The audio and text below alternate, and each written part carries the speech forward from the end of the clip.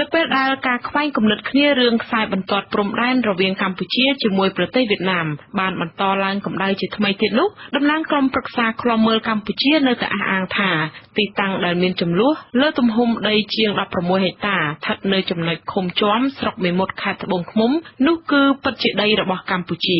ដោយឡែកពីខាងភាគីរដ្ឋាភិបាលវិញក៏បានបញ្ជាក់ជំហរដែរថាពលរដ្ឋកម្ពុជាគឺពិតជាបានដាំដុះដំណាំកសិកម្មចូលទៅក្នុងទឹកដីវៀតណាមប្រកាសមែនចាលោកមុំមនីរតរាយការណ៍ពុស្ដាលទ្ធផលស្រាវជ្រាវដែលក្រុមប្រឹក្សាឃ្លាំមើលកម្ពុជារកឃើញក្រោយពីមានចំនួនព្រំដែនដ៏តានតឹងរវាងកម្ពុជានិងវៀតណាមនោះបង្ហាញថាខ្វះការទទួលខុសត្រូវរបស់រដ្ឋាភិបាលនិងពុំមានឆន្ទៈពិតប្រាកដអំពីគោលនយោបាយស្តីពីអធិបតេយ្យភាពពលរដ្ឋភាពទឹកដីគឺជាដើមចមដ៏ចម្បងដែលនាំឲ្យចំនួនព្រំដែននៅតែជាចំណុចរសើបរបស់រដ្ឋាភិបាលថ្លែងនៅក្នុងសន្និសីទកាសែតកាលពីព្រឹកថ្ងៃទី22ឧសភានៅភោជនីយដ្ឋានបៃតងរាជធានីភ្នំពេញលោកម៉ៅពិសេសតំណាងក្រុមប្រឹក្សាឃ្លាំមើលកម្ពុជានិងជាប្រធានសហព័ន្ធនិស្សិតបញ្ញវន្តកម្ពុជាផងបង្ហាញលទ្ធផលចំនួន4ចំណុចរបស់ក្រុមប្រឹក្សាឃ្លាំមើលកម្ពុជាដែលរកឃើញកាលពីថ្ងៃទី17ឧសភាបានបញ្ជាក់ថាដោយសារចន្លោះពីបង្គោលលាក់លេខ94ទៅលេខ95មានចម្ងាយឆ្ងាយពីគ្នា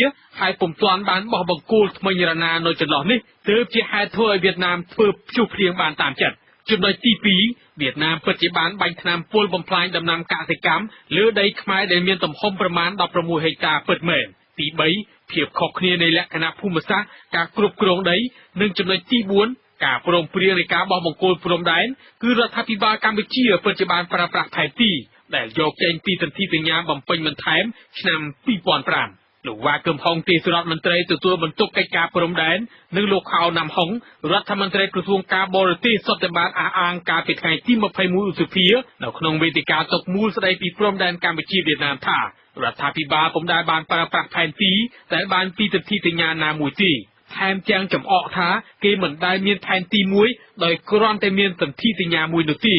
ជាសមាជិកក្រុមប្រឹក្សាឃ្លាំមើលកម្ពុជាលោកអៀចាន់ណាថ្លែងថាការពិតរដ្ឋាភិបាលកម្ពុជាកំពុងតែអនុវត្តនិងយល់ខុសក្នុងរឿងសន្ធិសញ្ញាព្រំដែនដែលបានបន្សល់ទុកតាំងពីសម័យអាណានិគមនិយមបារាំងមកនោះលោកបន្តថាធៀបពិតអ្វីដែលរដ្ឋការបារាំងផ្ដល់ឲ្យកម្ពុជាកាលនោះគឺផ្ដល់សិទ្ធិត្រឹមរដ្ឋបាលប៉ុណ្ណោះវាពុំមែនជាសន្ធិសញ្ញាកំណត់ព្រំដែនរវាងប្រទេសនិងប្រទេសទេតំបន់កូសាំងស៊ីនគឺគ្រប់គ្រងជាអាណានិគមហើយនៅលើទឹកដីកម្ពុជាគឺគ្រប់គ្រងអាណាព្យាបាលដូច្នេះបារាំងគឺថានៅពេលដែលចេញទៅគឺទុកនៅសន្ធិសញ្ញានឹងឲ្យយើងក្នុងការពិនិត្យនិងដោះស្រាយតទៅមុខទៀតបើទោះជាបែបណាលោកវ៉ាកឹមហុងបានថ្លែងការពីជំហររបស់រដ្ឋាភិបាលលើរឿងព្រំដែននេះថាអ្វីដែលរដ្ឋាភិបាលកម្ពុជាកំពុងតែអនុវត្តខ្សែបន្ទាត់ព្រំដែនជាមួយវៀតណាមសប្តាហ៍ថ្ងៃនេះគឺប្រើប្រាស់ផែនទីដែលលំកល់នៅអង្គការសហប្រជាជាតិហើយមានតម្លៃជាអន្តរជាតិឯទីនេះហើយយើងដាក់ឲ្យតែខ្ញុំបានទៅស្រាវជ្រាវតាមវិជារបស់សម្ដេចនាយកទៅរកយកមកវិញបានយកពី Library of Congress ចំនួនខ្សែបន្ទាត់ព្រំដែនដែលនាំឲ្យមានការខ្វែងគំនិតគ្នា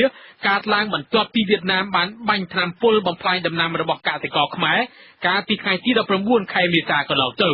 ក្រោយពីមានការតវ៉ារបស់ប្រជាពលរដ្ឋកម្ពុជាប្រឆាំងសកម្មភាពនេះលោកហៅណាំហុងរដ្ឋមន្ត្រីក្រសួងការបរទេសបានចេញសេចក្តីប្រកាសព័ត៌មានព្រាមដែរដោយច្រានចោលការតវ៉ារបស់អ្នកភូមិហើយចាត់ទុកថាការពិតប្រជាពលរដ្ឋខ្មែរគឺពិតជាបានធ្វើដំណាំកសិកម្មលើដីវៀតណាមក្នុងទំហំដីជា16ហិកតាទាំងនេះមែនដើម្បីដោះស្រាយបញ្ហានេះយើងមិនមែនកំណត់ព្រំដែនជាអត្តនោម័តដោយយើងចង់បានទេវាត្រូវគោរពតាមសន្ធិសញ្ញាព្រមទាំងច្បាប់អន្តរជាតិទាំងសមាជិកក្រុមប្រឹក្សាស្រុកមេមត់ជំទប់ទី1កូតាមកពីគណៈបកប្រឆាំងនិងប្រជាពលរដ្ឋសុទ្ធតែបានអះអាងការពីព្រឹកថ្ងៃទី22ឧសភាថាពួកគេបានរស់នៅនិងប្រកបកសិកម្មលើដីដែលមានចំនួននេះស្ទើរគ្រប់ចំនួនមកហើយពុំដែលមានបញ្ហាអ្វីទេពួកគេចាត់ទុកថាទើបនៅសម័យនេះប៉ុណ្ណោះដែលអះអាងថាជាដីរបស់វៀតណាមទៅវិញនោះជុំវិញចំនួនខ្សែបន្ទាត់ព្រំដែននៅចំណុចឃុំជាំស្រុកមេមត់ខេត្តត្បូងឃ្មុំនេះលោកម៉ៅពិសេសតំណាងក្រុមប្រឹក្សាឃ្លាំមើលកម្ពុជានិងជាប្រធានសហព័ន្ធនិស្សិតបញ្ញវន្តកម្ពុជាផងបានអះអាងថា